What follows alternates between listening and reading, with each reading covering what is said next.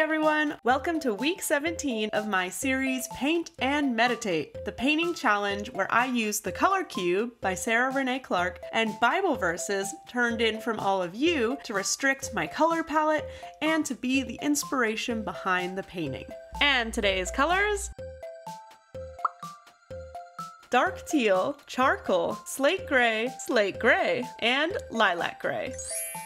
And today's Bible verse: Psalm 34:18. Let's get painting.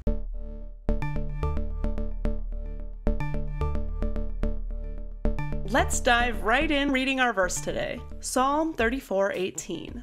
The Lord is near to the brokenhearted and saves the crushed in spirit. This is such a beautiful verse, and one I have clung to through many seasons of my own life. And the color scheme seemed fitting too, as the world seems to lose its vividness when your heart is broken. I prayed a lot about how to really capture the feeling of God's nearness. My first initial thought was painting a comforting hand on the shoulder of someone looking out the window. Personally, for me, this image did feel a little cliche, and I also didn't think it really captured the sense of nearness and comfort I was wanting to express. Thinking on my own experiences, when your spirit is so utterly shattered within, and there are no words, just this aching, sick feeling in your stomach, and a ceaseless stream of tears, a hand on the shoulder doesn't quite comfort in the same way that a full-on embrace of someone holding you tight in their arms does. As I kept praying, another verse that came to mind was Psalm 56:8, where it talks about how attentive to our sorrow the Lord is, keeping our tears in his bottle and recording each one in his book. A reminder that God is not aloof to our pain, but rather he is so in tune to us that he is aware of every tear, every heartache we experience. He is paying attention to our lives, and he sees us in our hurt when we feel like no one else does. Meditating through these things, I felt the Lord leading me creatively to a completely different idea than that scene by the window, and now to a focus of depicting his nearness through the tears shed in heartbreak.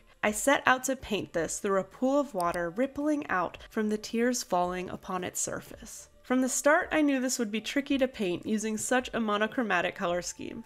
I stepped into it layering the different shades of gray and keeping in mind the points of reflection that would help make the water look like it was rippling, eventually adding in dark teal to give a little more depth to the water. David, who wrote this psalm, was no stranger to feeling crushed in spirit. He spent several years being unjustly hunted down by King Saul. He experienced grief at the loss of close friends and even his own child. He felt the heavy weight of his own sinful actions, moving his heart to a position of repentance. And this very psalm we are reading from today was written in reference to a time when he had to act as if he were a madman so that he could escape capture. If anyone could proclaim the nearness of God to the brokenhearted, it was David. For all his suffering, he also testified to the Lord's comfort, help, and protection over his life, that the Lord does not forsake those who trust in and pursue God with all their heart.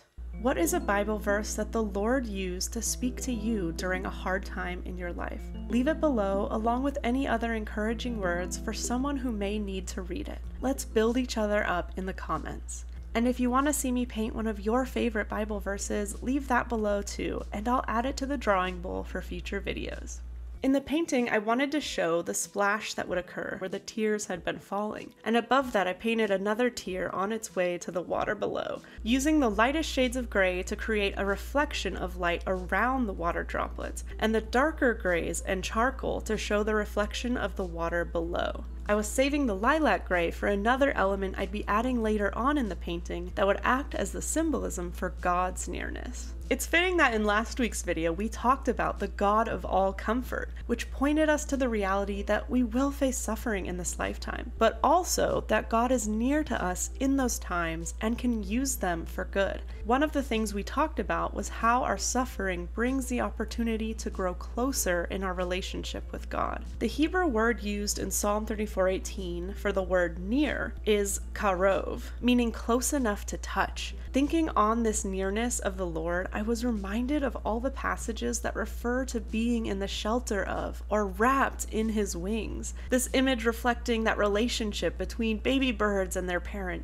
how the baby bird spends their early days wrapped up in the parent bird's wings. It is a place of warmth and safety. Psalm 91:4 says, "He will cover you with his feathers. He will shelter you with his wings. His faithful promises are your armor and protection." And we also see Jesus speaking with reference to this wing metaphor in Matthew 23:37, where he is talking to his oppressors, saying, "How often I have wanted to gather your children together as a hen protects her chicks beneath her wings, but you wouldn't let me." God longs to hold us close to him, to protect us and comfort us in the safety of his wings. Much like we talked about last week, he desires to comfort us with his fatherly love. With this imagery coming to mind through these scriptures, I began to envision the final piece of the painting that would capture the nearness of the Lord. I would paint 3 feathers representing the triune nature of God that had fallen into the water. These would show that the Lord is near, holding to the one who is brokenhearted, empathizing with their pain, and sharing in their tears.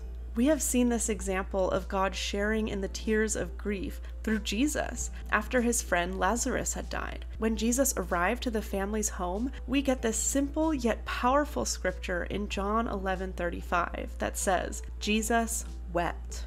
Even knowing he was about to resurrect Lazarus, Jesus still took the time to draw near to the family and share in their grief and their tears. The reality is this: God's heart is broken for his people, is broken for this world. The pain, the suffering, the mistreatment and devastating destruction and harm humanity does to one another breaks his heart. Sin breaks God's heart because it hurts his children and separates us from him. Moved by his compassion, God was willing to make the sacrifice for us to be able to draw more near to him than we could ever imagine. When Jesus died on the cross, he had to experience a sense of abandonment when he was broken and crushed in spirit, so that we would never have to ourselves. His suffering led to our salvation. He saves the crushed in spirit. And when we put our faith in Jesus, we receive the Holy Spirit, and God becomes more near to us than we could ever imagine, living inside of us, comforting us, and guiding us in all seasons of our lives.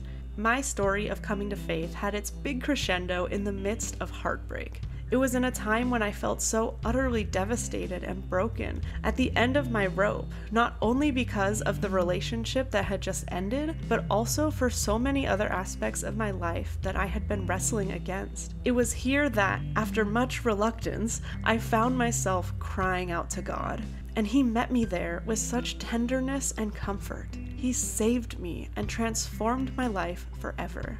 And through the years of walking with God, I can personally testify to his faithfulness to be near in every season of rejection, abuse, betrayal, and loss. I have never known anything sweeter than the closeness of God that is experienced in devastation. The Hebrew word used for crushed in spirit in this passage relates to being crushed to a fine powder or dust. I'll never forget on the first day of my astrophysics class, the teacher telling us that we were all made from stardust. Years later, when I became a Christian, I remembered this as I read through Genesis, where it recounts the Lord creating Adam from dust. I can't help thinking how in a time when we feel so crushed in our spirit, crushed to the point of becoming a fine powder, our Creator is there knowing exactly how to make us whole again. When we feel shattered, broken beyond repair, and aching with grief in the depths of our being, may we remember He is near, crafting for us a restoration and healing from the fractured pieces of our pain. He is there, aware of each tear fallen, and holding us in the safety of His wings. To see all the paintings from this series and other creative videos that help cultivate closeness with God, check out these next. This has been KO, here with you to create eternal perspective.